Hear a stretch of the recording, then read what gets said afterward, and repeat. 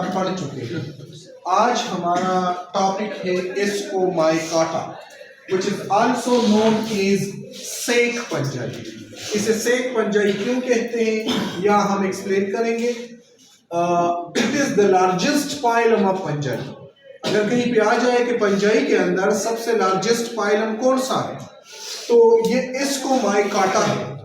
जिस तरह आप लोग पढ़ चुके हैं कि राउंड अबाउट 1 लाख तक स्पीशीज प्रेजेंट होते हैं पंजाई में, तो इनमें से 64,000 स्पीशीज जो है ना वो एस्कोमाइकाटा में आते हैं। While the remainings are in Basidiomycata, Deuteromycata, Enzygomycata, etc. यहाँ पे जो स्पोर्स बनते हैं, यानी एस्कोमाइकाटा में जो सेक्सुअल स्पोर्स बनते हैं उसे एस्कोस्पोर कहा जाता है। मैं कल भी एक्सप्लेन कर चुका हूं आप लोगों को कि जो डिविजन्स होती है, जो पाइला होता है, उसको नाम उनके स्पोर के बेस पे दिया गया है। जो सेक्सुअल स्पोर्स इनमें बनते हैं, जिस तरह बेसिडियोमाइकाटा में बेसिडियोस्पोर, एस्कोमाइकाटा में एस्कोस्पोर, एंड जाइगोमाइकाटा में जाइगोस्पोर्स बनते हैं। सो यहाँ पे जो सेक्सुअल स्पोर्स बनते हैं इसे एस्कोस्पोर कहा जाता है। These spores जो है ना ये कहाँ पे बनते हैं? यहाँ पे एक सेक लाइक स्ट्रक्चर बनती है। उस सेक लाइक स्ट्रक्चर के अंदर कैरियोगेमी हो जाती है और फिर उस कैरियोगेमी के बाद मियासिस होती है और हमारे यहाँ 4 to 8 स्पोर्स बनते हैं, जिसे एस्कोस्पोर कहा जाता है। दिस सेक लाइक स्ट्रक्चर जहाँ पे स्पोर ने बनना है इसे कहते हैं एस्कस। इसे क्या कहते हैं? एस्कस। सो एस्कस या एसाई, और ये सेक लाइक स्ट्रक्चर होता है और ये सेक लाइक स्ट्रक्चर एक फ्रूटिंग बॉडी पे बनती है जिसे एस्कोकार्प कहा जाता है। सो कहने का मकसद है कि यहाँ पे सेक लाइक स्ट्रक्चर बनती है जिसके अंदर एस्कोस्पोर बनते हैं। इस सेक लाइक स्ट्रक्चर के बनने की वजह से इस एस्कोमाइकाटा को सेक पंजाई भी कहा जाता है।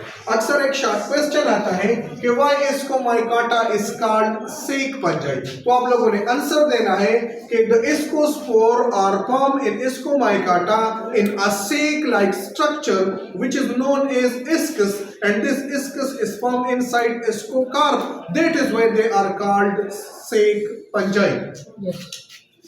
इनमें जो फ्रूटिंग बॉडी होती है दैट इज एस्कोकार्प। एस्कोस्पोर बनती है इस एस्कोकार्प के अंदर, ठीक है ना।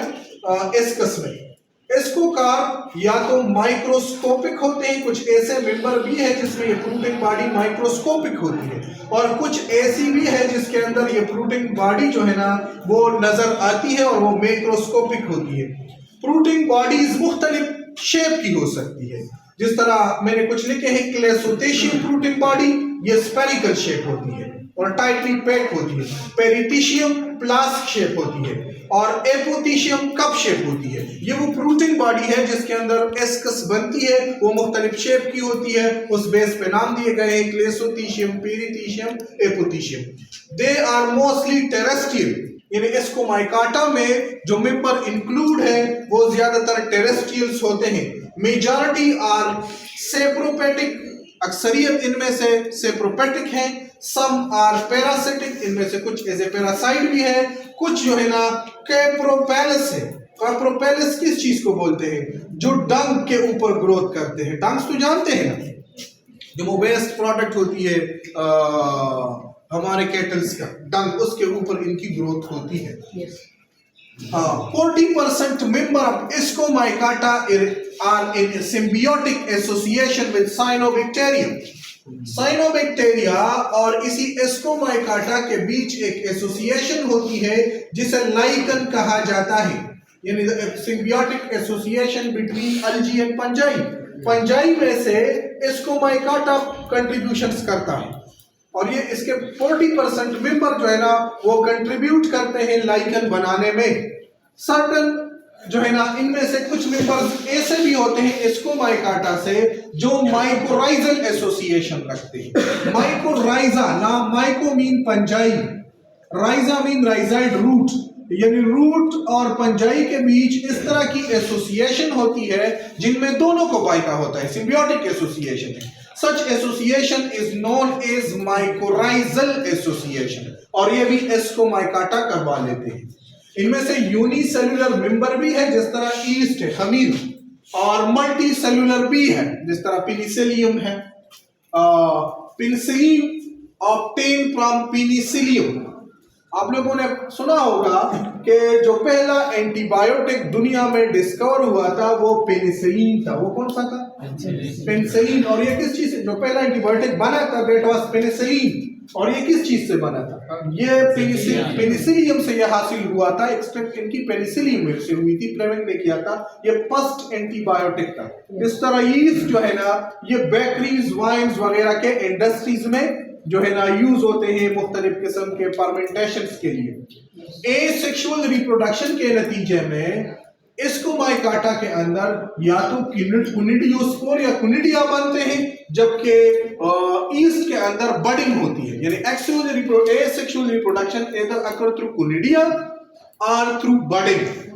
जहां तक जनरल लाइफ साइकिल की बात है, तो अगर हम लाइफ साइकिल को देखें, सेक्सुअल लाइफ साइकिल को, तो सेक्सुअल स्पोर जो हमारे यहाँ बनते हैं ये एस्कोस्पोर होते हैं। ये एस्कोस्पोर दो तरह के हाइपीज बना लेते हैं जो मोनोकैरियोटिक होते हैं।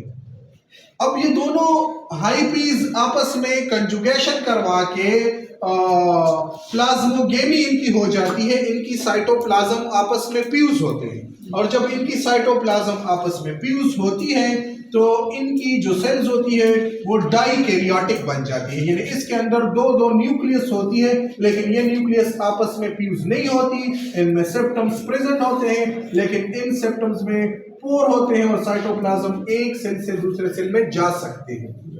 बाद में इस डाइकैरियोटिक हाइपी से एस्कोकार्प बनती है, जो कि प्रोटीन बॉडी है इस एस्कोमाइकाटा के मेंबर्स का।